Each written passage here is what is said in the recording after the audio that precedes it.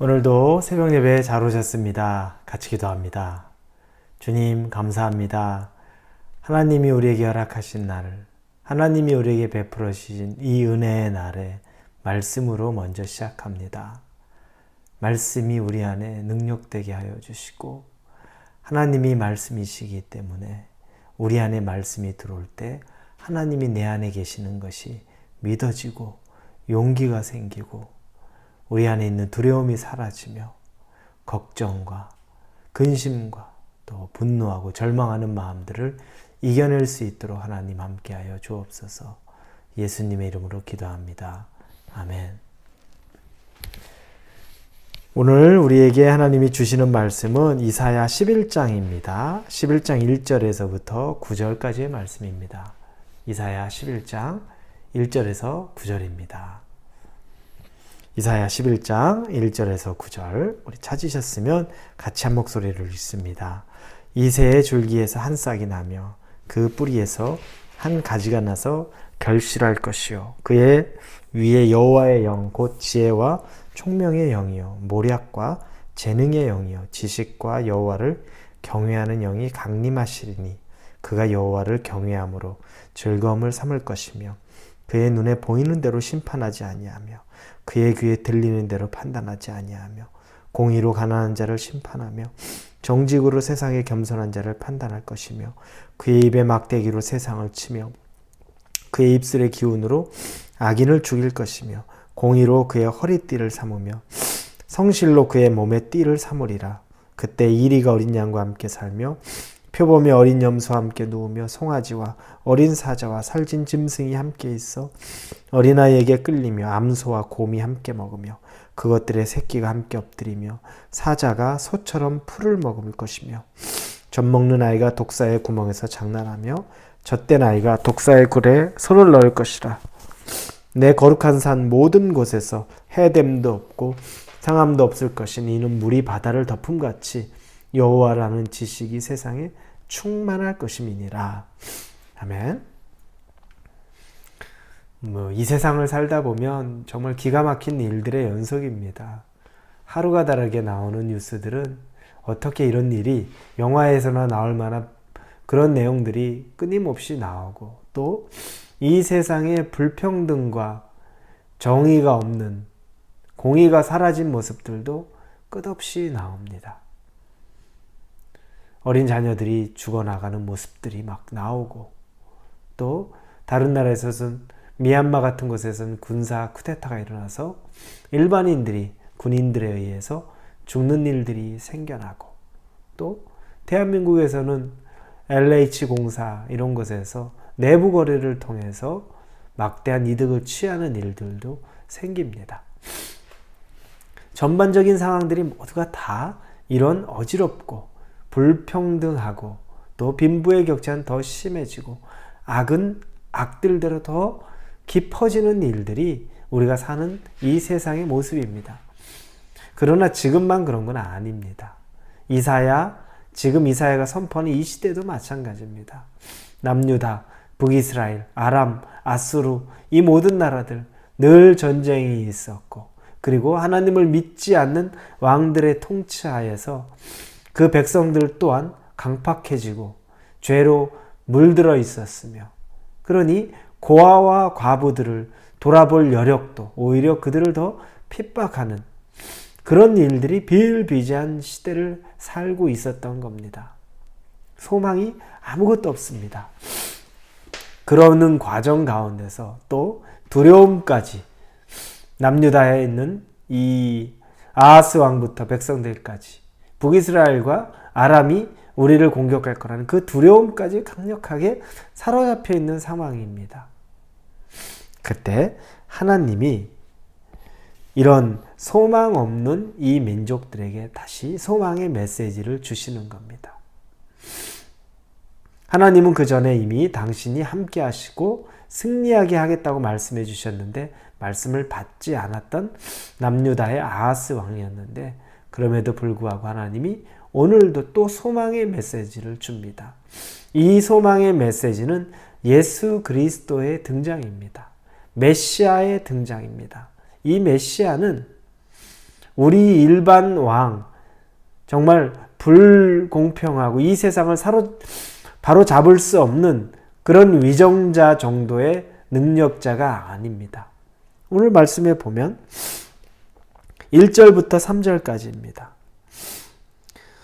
이새줄기에 한 싹이 나고 그리고 그 위에 여호와의 영 곧 지혜와 총명의 영이요 모략과 재능의 영이요 지식과 여호와를 경외하는 영이 강림하리니 그가 여호와를 경외함으로 즐거움을 삼을 것이며 그의 눈에 보이는 대로 심판하지 아니하며 그의 귀에 들리는 대로 판단하지 아니하며 공의로 가난한 자를 심판하며 정직으로 세상에 겸손한 자를 판단할 것이며 그의 입에 막대기로 세상을 치며 그의 입술의 기운으로 악인을 죽일 것이며 사람을 외모로 취하지 않고 느낌으로 판단하지 않고 겉모습으로 판단치 않는 우리 이 메시아 예수님 이야기가 나오기 시작합니다. 그리고 그분은 공의로 그의 허리띠를 삼으며 성실로 그의 몸의 띠를 삼으리라고 말합니다. 이 세상의 소망이 되는 유일한 것은 하나님이 이 세상에 주실 수 있는 정말 가장 큰 소망은 바로 예수 그리스도입니다. 예수님이 오시면 예수님이 이 땅에 오셨을 때 그 땅에 위정자들이 없었습니까? 죄로 물든 율법으로만 가득한 외형적으로만 하나님을 경외하는 사람들이 정말 가득한 세상이었습니다. 예수님이 오셨다고 해서 세상의 모든 것이 바뀌지 않았습니다. 바뀐 건 뭡니까? 예수님을 믿는 사람들의 마음이 변한 겁니다. 예수님이 오셔서 모든 걸 다 바꿔준 것 같습니다. 지금 우리가 읽는 6절부터 9절까지 보면 우리가 예전에 잘 아는 말씀입니다. 찬양에도 나오고 또 시로도 나와 있는 짐승과 짐승이 서로 물어뜯고 싸워야 되는 약육강식이 아니라 서로 평화를 누립니다. 서로 친구가 됩니다. 어린아이들은 심지어 뱀의 굴에 독사의 굴에 손을 넣어도 해를 받지 않습니다. 이런 일은 이 세상에서 거의 불가능하죠. 하나님 나라에서 가능합니다. 그럼에도 불구하고 이 메시아가 다스리는 세상에서 외적으로는 이런 일이 안 나타날 것 같다 할지라도 우리들의 마음 안에 평안이 있다는 겁니다. 예수님이 오셔서 그 당시에 3년을 다스리는 동안 외적으로 사람들이 다 정의가 서고 공의가 서고 불평등이 사라지고 죄인들이 다 죽고 완전한 화합이 일어나고 이런 일은 없었어요. 그러나 예수 믿는 사람들은 그 마음 안에 평안이 있었고 그 마음 안에 기쁨이 있었고 그 마음 안에 어린아이가 독사의 굴을 넣어도 어떤 상황에 있어도 해를 받지 않는 그 마음이 있었던 겁니다. 그게 바로 하나님이 우리에게 주시는 가장 큰 복입니다. 저와 여러분에게 주시는 가장 큰 복입니다. 옛날이나 지금이나 앞으로 이 세대가 끝나서 다시 예수님이 재림하시지 않는 한은 어떤 시대도 정의로운 시대는 없고 공의로운 시대도 없고 불평등이 사라지는 시대도 없고 빈부의 격차가 없는 시대도 없습니다. 어떤 시대도 그런 시대는 아마 없을 겁니다. 그러면 누군가는 힘든 사람이 있고 누군가는 억울한 사람이 있고 누군가는 피눈물 나는 사람이 있습니다. 그러나 그 상황이 된다 할지라도 예수 그리스도를 통한 예수 그리스도를 마음으로 모신 사람은 독사의 굴에 손을 넣어도 해를 받지 않는 어떤 상황에서도 우리의 외적으로는 고난이라고 말할 수 있어도 우리의 내적으로 우리 마음 안엔 평안과 기쁨과 평강이 있는 그 삶을 살게 된다는 겁니다. 하나님이 우리에게 주시는 이 메시지는 소망이 가득합니다. 이 남유다에게만 주셨던 메시지가 아니라 지금 우리에게도 주시는 메시지입니다. 어려운 시대를 살고 있습니다. 치열한 시대를 살고 있습니다. 두려운 시대를 살고 있습니다. 염려와 걱정해야만 하는 시대를 살고 있습니다. 그럼에도 불구하고 예수 그리스도를 우리에게 주신 것은 예수님으로 말미암아 내 앞에 있는 환경이 싹 바뀌어서 문제가 다 사라지고 아무 근심이 없는 상황이 열려지는 것이 아니라 예수님으로 말미암아 마음의 평안과 기쁨과 만족과 두려움이 사라지고 담대함을 얻는 그 기적 같은 일이 우리 안에 일어난다는 겁니다. 우리의 마음이 예수님을 통하여서 정말 천국을 누리기 시작하면 외적인 것 때문에 우리가 힘들어하지는 않습니다. 불편해할 수는 있습니다. 잠시 짜증이 날 수도 있겠지만 그것 때문에 넘어져서 못 일어날 정도 되지는 않습니다. 그분이 바로 예수님입니다. 하나님은 이 남유다에게 정말 절망 같은 이야기도 하셨지만 그러나 궁극적으로 소망이 되신 예수 그리스도, 이 메시아를 이야기하심으로 그들을 다시 일으켜 세우십니다. 여러분, 우리에게 소망은 단 하나입니다. 예수님밖에 없습니다. 예수님 없으면 여러분 우리는 살 소망이 없습니다. 단 하루도 우리 힘으로 이겨낼 능력이 없습니다. 어떤 것도 기대할 수 있는 기대거리가 없습니다.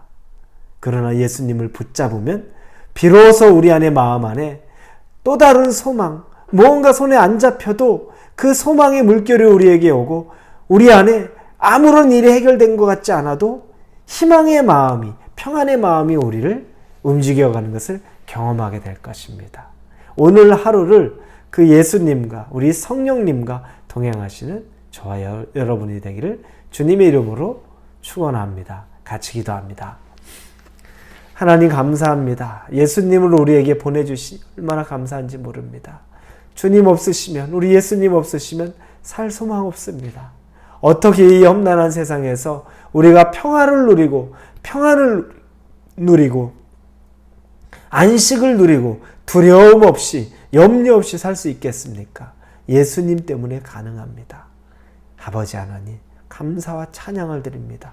오늘 하루 우리 예수님과 우리 성령님과 깊은 교감 가운데 안식을 누려서 어떤 해 가운데 우리가 들어간다고 할지라도 독사로부터 보호받는 어린아이의 손과 같이 우리가 하나님으로부터 보호 가운데 살 수 있게 하여 주옵소서. 예수님의 이름으로 기도합니다. 아멘.